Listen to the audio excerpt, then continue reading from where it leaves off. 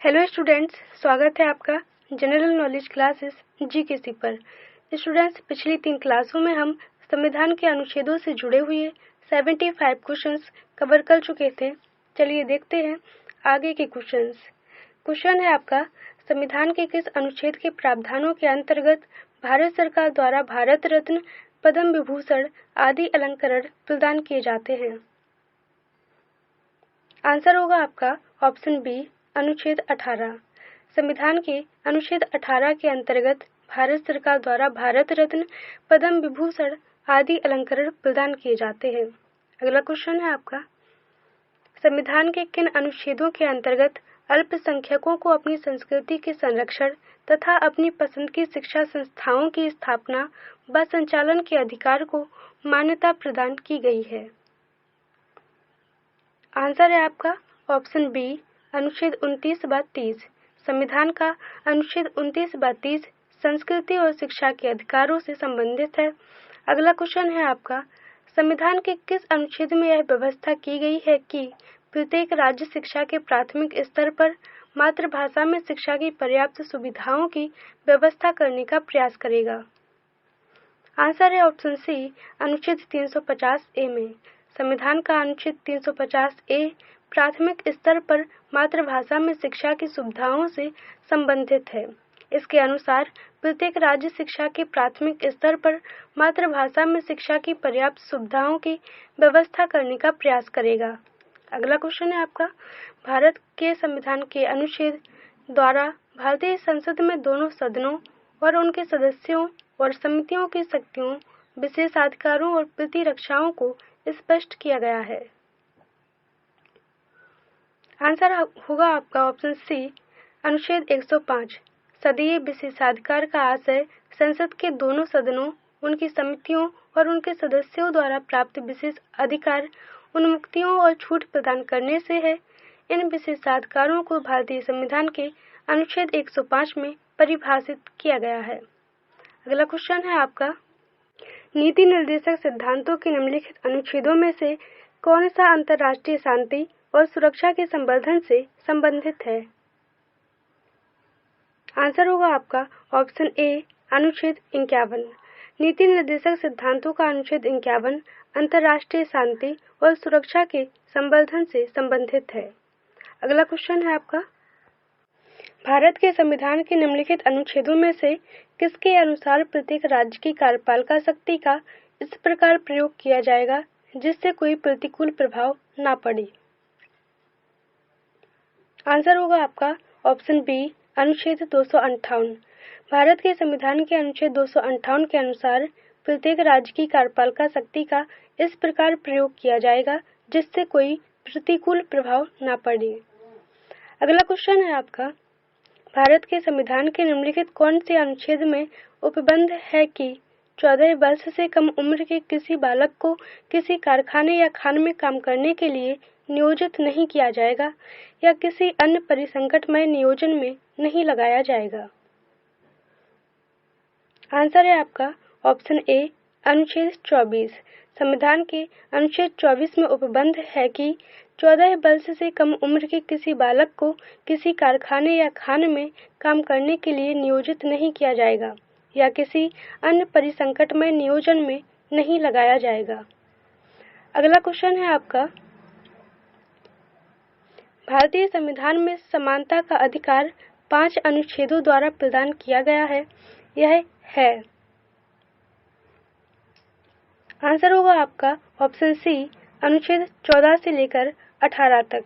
भारतीय संविधान के भाग 3 में मौलिक अधिकारों का प्रावधान किया गया है। इसके अंतर्गत समानता का अधिकार अनुच्छेद 14 से लेकर 18 तक किया गया है। अगला क्वेश्चन है आपका, भारतीय संविधान के अनुच्छेद 371J यहाँ के अंतर्गत देश के किस क्षेत्र को विशेष स्थिति प्रदान की गई है? आंसर होगा आपका ऑप्शन बी, हैदराबाद और कर्नाटक। भारतीय संविधान के अनुच्छेद 371J यहाँ के अंतर्गत हैदराबाद और कर्नाटक को विशेष स्थिति प्रदान की गई है। अगला क्वेश्चन है आपका, भारतीय संविधान के किस अनुच्छेद के अंतर्गत भारत सरकार का दायित्व है कि वह बाह्य आक्रमण एवं आंतरिक अशांति से राज्यों की रक्षा करे। आंसर होगा आपका ऑप्शन ए, अनुच्छेद 355। भारतीय संविधान का अनुच्छेद 355 बाह्य आक्रमण और आंतरिक अशांति से राज्य की संरक्षा करने के संघ के कर्तव्य से संबंधित है। अगला क्वेश्चन है आपका, भारत के संविधान के अनुच्छेद 3 के अनुसार संसद विधि द्वारा, आंसर होगा ऑप्शन सी, केवल 2 और 3। भारत के संविधान के अनुच्छेद 3 के अनुसार संसद विधि द्वारा किसी भी राज्य की सीमाओं में परिवर्तन कर सकेगी तथा किसी भी राज्य का क्षेत्रफल बढ़ा सकेगी। अगला क्वेश्चन है आपका, भारत के संविधान का वह कौन सा अनुच्छेद है जिसमें भारत के नियंत्रक और महालेखा परीक्षक का उल्लेख किया गया है। आंसर होगा ऑप्शन डी, अनुच्छेद 148। संविधान के अनुच्छेद 148 में भारत के नियंत्रक और महालेखा परीक्षक का उल्लेख किया गया है। इसके अनुसार भारत का एक नियंत्रक एवं महालेखा परीक्षक होगा। यह भारत सरकार की रिपोर्ट राष्ट्रपति को और राज्य सरकार की रिपोर्ट राज्य के राज्यपाल को देता है। अगला क्वेश्चन है आपका, भारत के प्रत्येक नागरिक का कर्तव्य होगा प्राकृतिक पर्यावरण का संरक्षण एवं सुधार। यह कथन भारतीय संविधान के किस अनुच्छेद में संदर्भित किया गया है। आंसर होगा आपका ऑप्शन ए, अनुच्छेद 48A में। संविधान के भाग 4 में नीति निर्देशक तथ्यों के अनुच्छेद 48A में कहा गया है कि भारत के प्रत्येक नागरिक का कर्तव्य होगा कि वह प्राकृतिक पर्यावरण का संरक्षण एवं सुधार करे। अगला क्वेश्चन है आपका, राज्य विधानसभाओं में आंध्र भारतीय समुदाय के लिए प्रतिनिधित्व का प्रावधान भारत के संविधान के किस अनुच्छेद से संदर्भित है। आंसर होगा आपका ऑप्शन डी, अनुच्छेद 333। भारतीय संविधान का अनुच्छेद 333 राज्य विधानसभाओं में आंग्ल भारतीय समुदाय के लिए प्रतिनिधित्व के प्रावधान से संबंधित है। अगला क्वेश्चन है आपका, भारतीय संविधान का कौन सा अनुच्छेद भारत की विदेश नीति से संबंधित है। आंसर होगा आपका ऑप्शन डी, अनुच्छेद 51। भारतीय संविधान का अनुच्छेद 51 अंतर्राष्ट्रीय शांति और सुरक्षा को बढ़ावा देने से संबंधित है। यह अन्य देशों के साथ सम्मानजनक संबंधों को बढ़ावा देता है। अगला क्वेश्चन है आपका, निम्नलिखित में से संविधान के किस अनुच्छेद का उपयोग अभी तक नहीं किया गया है। आंसर होगा आपका ऑप्शन डी, अनुच्छेद 360। भारतीय संविधान का अनुच्छेद 360 जो राष्ट्रपति को वित्तीय आपातकाल की घोषणा करने का अधिकार देता है, इसका उपयोग अभी तक नहीं किया गया है। अगला क्वेश्चन है आपका, भारतीय संविधान के किस अनुच्छेद में नए राज्य के प्रवेश या स्थापना का प्रावधान किया गया है। आंसर होगा आपका ऑप्शन बी, अनुच्छेद 2 में। भारतीय संविधान के अनुच्छेद 2 में नए राज्य के प्रवेश या स्थापना का प्रावधान किया गया है।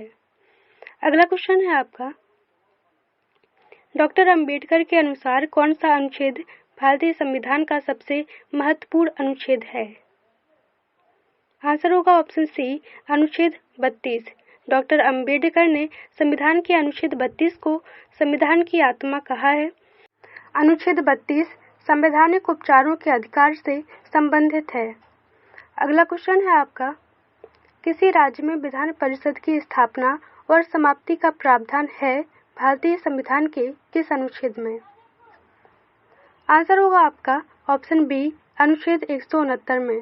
भारतीय संविधान के अनुच्छेद 169 में राज्य में विधान परिषद की स्थापना और समाप्ति का प्रावधान करता है, परंतु इसके लिए प्रस्तुत विधेयक का विधानसभा में विशेष बहुमत 2/3 से पारित होना अनिवार्य है। अगला क्वेश्चन है आपका, भारतीय संविधान के किस अनुच्छेद में अनुसूचित जातियों और अनुसूचित जनजातियों के लिए आरक्षण का प्रावधान किया गया है। आंसर होगा आपका ऑप्शन डी, अनुच्छेद 335। संविधान के अनुच्छेद 335 में अनुसूचित जातियों और अनुसूचित जनजातियों के लिए आरक्षण का प्रावधान किया गया है। अगला क्वेश्चन है आपका, निम्नलिखित में से कौन सा सही सुमेलित नहीं है। आंसर होगा आपका ऑप्शन सी, संविधान का अनुच्छेद 371 का मेघालय से संबंधित है, यह सही सुमेलित नहीं है। संविधान का अनुच्छेद 371 का मणिपुर के लिए विशेष उपबंध करता है। अगला क्वेश्चन है आपका, नीति आयोग भारत के संविधान के किस अनुच्छेद के तहत संगठित किया गया है? आंसर होगा ऑप्शन डी, इनमें से कोई नहीं।